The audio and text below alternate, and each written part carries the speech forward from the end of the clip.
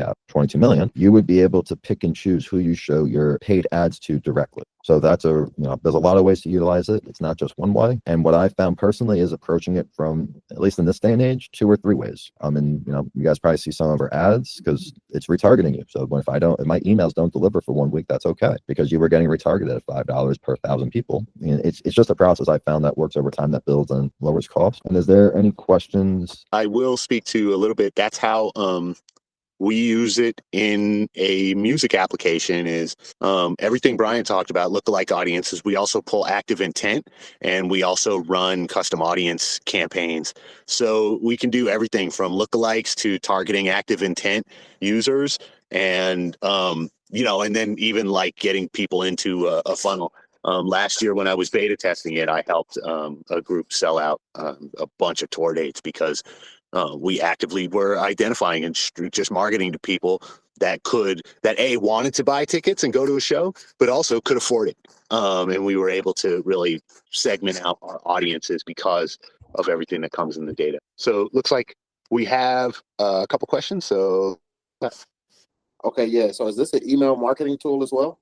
So what type of so it's set up where if you want to connect it's not set up as a front end as email, but if you know how to do your servers to a degree, the STMP, it's set up where you would be able to do that, but it's not plug and play. It's more so you can integrate it in yourself, or you can push this data into a different system. If you use Go High Level, we're working with them to figure out a faster way of moving the data in and out. What system do you use currently? Yeah, I use Go High Level right now. For sure, I white label my Go High Level, so I was thinking about white labeling you guys as well. So you can move all the data to Go High Level. So just so I'm understanding this right, when you guys say you want to be the marketplace, not the outbound. So when you talk about leads, as far as leads, these are just code numbers basically that you can market to in different platforms, is what you're saying. Is that correct?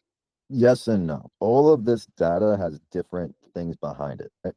Mm-hmm. These people actually Googled real estate, sell, buy home, purchase home, something to that degree. In December 28th, 7 days prior, this is the database of people who were Googling. It's a series of actions, and it's an indicator of sort of what people are going to do, because it sort of lets you know not only did they search for this, but they're also researching how to apply it or how to use it, or they're also, it's a series of actions that reflects intent. So for example, right, I don't know if you guys know like the Medicare business. I'm an insurance business, but for the Medicare business, if I was using the intent data and I called these people, would that be considered a compliant lead, and would I be able to show that this is a compliant lead?